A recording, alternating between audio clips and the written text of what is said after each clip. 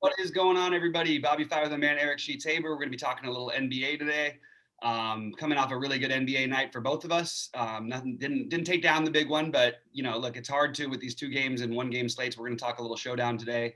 I actually was going to share it real quick, but I wanted to ask Eric about his night because he had a really good one as well. And I played 10 entries and everything cashed, and I had a 7th in the alley-oop with my only entry and felt like I really had a shot, but I didn't quite make the right move, which was leaving a little more money on the table and playing Gallinari more. Although I played him in about half my lineups, I had him and Herter split apart, which is why I didn't win.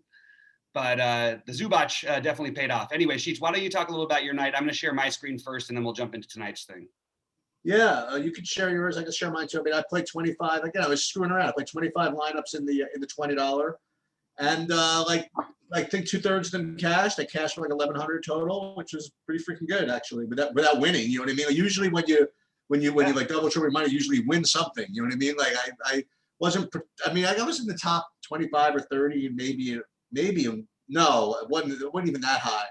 But I had a 300 in my lineups. I got 1 300. I got a couple of 297s. I have a 304 actually. So that was my best one from last night. But yeah, I did well in NBA. I did well in my hockey, my hockey project. Dude, it's just all I gotta do is just play hockey and LOL, and I'm freaking genius. It's crazy, man. You really are dominating these other games. It's good. I mean, look, I'm glad that somebody on the site has something else. Guys, I want to remind everybody. I keep saying this on the shows. Check out Sheets. I think that you'll find them once you use them regularly more useful than anything out there. It's an aggregation of everything out there, and Sheets is put into Sheets as one way. It's really, really valuable. So I think that's a really good idea. I didn't quite get the 300 in my main lineup, but I did want to talk it through because we talked about it on. Fire your screen up and let's see. All right, let's post it real quick. This is just my alley-oop one. It's not my best score, but it's my. Why is it not giving me the option? That is really strange. It's almost like it's not letting me. There we go. Okay, something was wrong with my Zoom this morning. But anyway, so just to really quickly go over it. Basically, we talked about. I wasn't going to fade Mitchell. I did fade Clarkson. I did play Paul George, which didn't work out great, but I love the ownership. And by the way, he was on these. I believe he was on the winning lineup over here too. Oh no, he wasn't on the winning lineup over here. He was in the second place lineup, I believe. Yeah. The one that this ended up winning the other one. Coach did again, who's shout out to State Kings and Coach. We've been giving people, I think, a pretty good month here. This guy has literally won. He won like 280 on 2 different nights, 280,000. Yeah, but doesn't he like charge like 4,000% markup? It's ridiculous, but you know what? People are making money right now, so no one's complaining at the moment for him. But you see, so basically what we talked about, I mean, the one thing I wish I would have done was the Batum for a Gallinari. I do that, I win. It was right there for me, but I like the O'Neal and trying to fade the John Collins in my main lineup over here. I played him in my main lineup on FanDuel. And then I had 100%. Zubac was in every one of my lineups. As we talked about sort of correctly, they had to have him on the court more. But at the same time, they actually didn't play as well with him on the court. So I don't know what'll go in the next game. But, it's nice to have good nights, especially on these short slates. So I felt pretty satisfied with it overall. And I'm ready to talk a little showdown for today. Yeah, let's do it. I'll just quickly, may as well share my screen here. So again, this is just my 25 lineups, whatever. My whole thing was I don't think this. It's so funny. I don't think I had a single player from the Clippers. Mm-hmm. No, I had Marcus Morris. I did have Marcus Morris. I did have Batum. I'm sorry. So in the lineups did well. Like this is the $304. This was like Utah, Philly, like no Clippers, So yeah, it was just kind of fun. I'd like to say that I did this particular lineup on purpose, but I honestly just updated my projections, tweaked it, put my ownerships in, let kind of Saberson help me build some of these. It's one of the truth. But in any case, we'll take it. And had a good night in hockey. So we're ready to do showdown basketball. Let's see what happens. Let's do it. I just want to say that it's sort of that same thing we've had every night. But it's the one play that what I didn't do was play too much Paul George and play too many Clippers. And what you didn't do is play the Zubac. And yep, combine our efforts, man. We're gonna get there. Yep. All right. Well, tonight's slate is obviously not very, I mean, it's not especially exciting and interesting. I do think that there is ways you can get a little bit different and some players worth speculating on that are cheap. But it's going to be, I mean, it's basically impossible for me to fade Jokic, and I don't particularly want to fade Devin Booker. Chris Paul, I don't want to fade either. So I'm probably going to end up with chalky stuff there. And I will probably be using Jokic as my captain.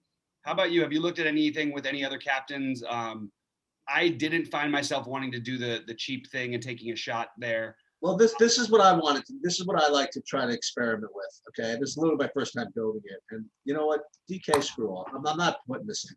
So, like for example, like what do you gain? And I'm actually not being sarcastic. Like, let's just say you put who's like really cheap that actually put up points. Austin Rivers, in the captain, I'm saying. Yeah. So let's say you put like Austin Rivers, for example, in the captain.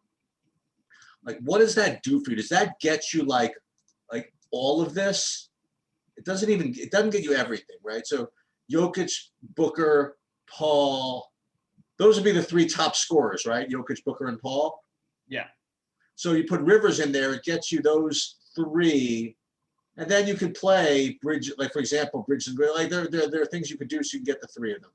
Right. If you didn't play Austin Rivers, let's say you played Jokic in the captain, like you were saying, can you play then Booker and Paul? So if you did, then you're really trolling down in the Torrey Craig world or the Paul Millsap world to make it work. So the answer to the question is to play someone cheap in the captain allows you to get these three studs. Is that worth it? Would you consider doing something like that? Putting like Jay Crowder or Austin Rivers, something like that in the captain so you can get these three guys? To be honest, they're not the type of players I would consider it with because of the upside. I don't think those are where you would go. I think Campazzo or Monty Morris or something. Well, either. No, I don't even care. I mean, like, so take one of those, right? Right. So is that something you would consider? Like let's see what if we put Campazzo there. So if you put Campazzo there, then what happens if you put those three in? Then can you build a lineup 45, 55? I mean, like it's not fun. Yeah, I don't mind. I don't mind paying down all the way. So that's what my sort of approach is going to be a little bit. You can always play the Ayton foul trouble game, in which case you need to have another big on the court.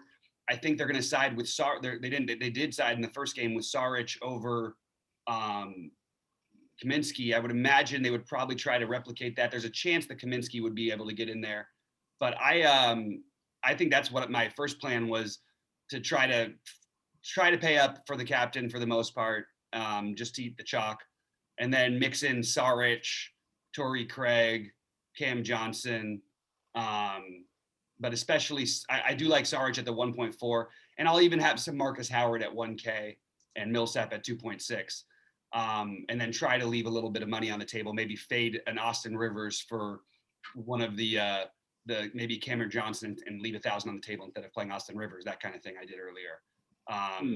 I do like Rivers, don't get me wrong. I'm just saying, if I want to try and get different, I need to try to get something kind of weird.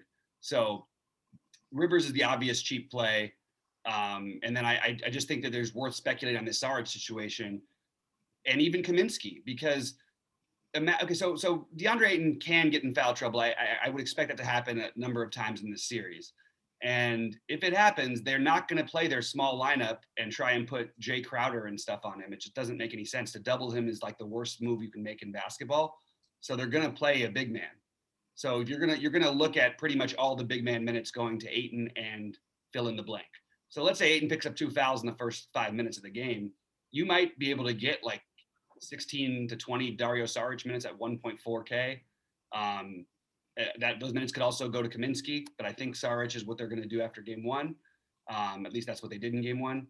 So that's sort of the way I'm looking to build, is to spend down on, to speculate on a Marcus Howard, on a Saric, on a Paul Millsap, on Cam Johnson, on Torrey Craig, and then fill out the guys who I really want, which are going to end up being, in order, Jokic, Booker, Paul, then Porter. Porter is going to be very high owned, and I just want to point out this happened in the last series too, in the closeout game against Portland. Porter hasn't been on the court at the end of these games. You gotta pause it for a second. Sorry. Yeah, so basically I was just saying my approach, to keeping to those cheaper guys. But I do think the one guy who's sort of a mid-tier guy who's got a huge chance to have a game who's no one's going to play is Monty Morris. You don't need to captain him. He's at a price where people aren't going to want to play him, especially after how well Campazzo played. It could easily go the other way, especially if Phoenix gets out to a big lead. So if I'm going to play a Monty Morris, don't play Chris Paul in that lineup, in my opinion. You want Chris Paul if the game is tight and they need him. You don't want Chris Paul if it's not. So I would consider a Morris and Cameron Payne middling guys with a Booker and a Jokic along with the cheapos. That's the route I'm looking. I kind of like the Cameron Payne. I think it's a great speculation play. He's actually probably the guy who I need to try and get more in.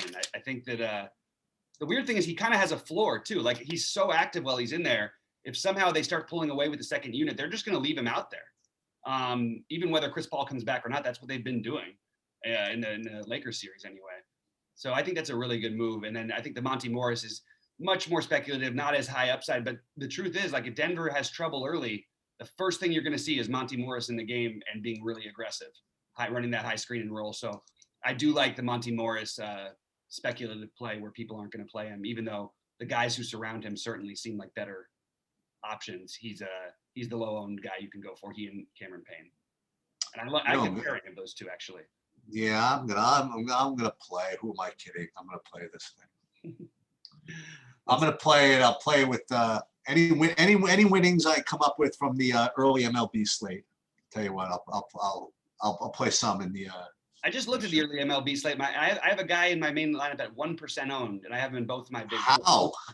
Isn't that crazy? It's Eli White for Texas. For Texas. 2K, and no one needed the 2K, so I figured I would. That's crazy. I was gonna play. It always feels exciting to me when you get the no-own guy.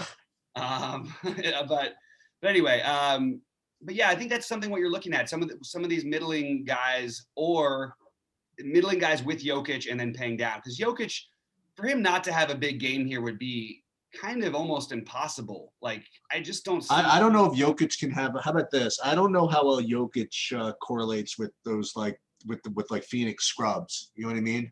Well, no, because he would be on the court if they were down 20. But you think so? Yeah, because the Phoenix scrubs who are going to be the ones who put them up. You know what I mean? The second unit. Oh, okay. It's been awesome for Phoenix, which would be a combination. Booker usually plays with that second unit too. So you would have the Booker. You would have the Cameron Payne, and you will on the other side have the Monty Morris with Jokic. That's the way I would see it. And you wouldn't have as much Campazzo. Now I think Campazzo is a really solid normal play, but he's going to be extremely high owned. Why not just pivot that over to Monty Morris and take a shot on the extreme upside? We've seen Monty Morris put up 45 twice in the last 3 games, and I see no reason why if they got down big, he couldn't come in and try and replicate something similar. You have the more safe guy like Aaron Gordon, who I'm just not as interested in because I would rather take the 5% owned guy on a 1-game slate. And I really think Morris may not be 5%, but he's going to be somewhere below 10%, I think. That's almost, it's amazing. He was like 30% owned on on a full slate pretty recently. I know, but he was also 4K, and they made him the same price as these other guys who are significantly higher. And you've got Jay Crowder cheaper than him, and people are going to say, well, Jay Crowder's going to play 35 minutes. That's the logical thing to do.